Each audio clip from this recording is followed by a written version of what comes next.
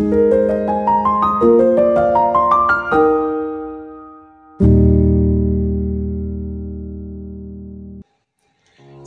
Bapak Ibu dan Saudara, mari bersama-sama kita akan merenungkan kebenaran firman Tuhan melalui Sapaan Gembala hari ini. Saudara, mari sebelumnya kita bersama-sama berdoa.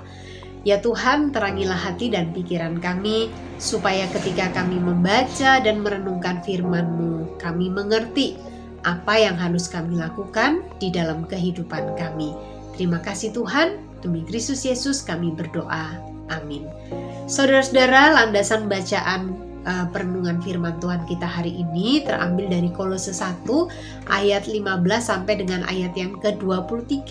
Tetapi saya akan secara khusus membacakan ayat ke-23. Sebab itu kamu harus bertekun dalam iman, tetap teguh dan tidak bergoncang, dan jangan mau digeser dari pengharapan Injil yang telah kamu dengar dan yang telah dikabarkan di seluruh alam di bawah langit, dan yang aku ini, Paulus, telah menjadi pelayannya.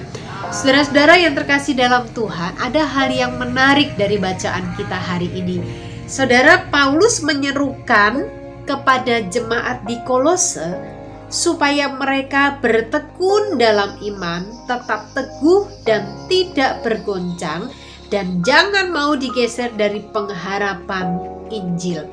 Saudara, rupanya situasi yang terjadi pada waktu itu di jemaat Kolose, ada pengajar-pengajar sesat yang mencoba untuk mempengaruhi jemaat di Kolose yang sudah percaya kepada Kristus supaya mereka meninggalkan iman mereka dan mereka mengikuti ajaran sesat, bahkan juga melakukan kehidupan atau menjalani kehidupan yang tentu saja bertentangan dengan firman Tuhan. Nah, Paulus mengingatkan kepada jemaat Kolose tentang status mereka.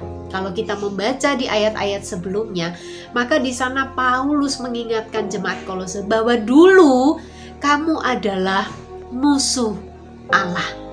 Tetapi oleh karena kasih karunia Allah, maka Allah di dalam kasih-Nya itu memperdamaikan baik jemaat Kolose, bahkan termasuk kita hari ini, yang dulunya adalah orang-orang yang dimurkai oleh Allah, tetapi oleh karena kasih-Nya Ia memperdamaikan kita.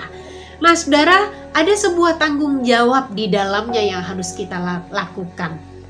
Bukan karena kita sudah diperdamaikan dengan Allah, maka kita hidup semau kita. Terutama seperti yang terjadi di jemaat Kolose, ketika ada tantangan, ketika ada godaan yang mencoba untuk menggoda, yang mencoba untuk membawa kita menjauh dari Tuhan, maka di sanalah kita diminta untuk beriman teguh, tekun di dalam iman kita, iman percaya kita kepada Tuhan, dan jangan digeser dari pengharapan Injil.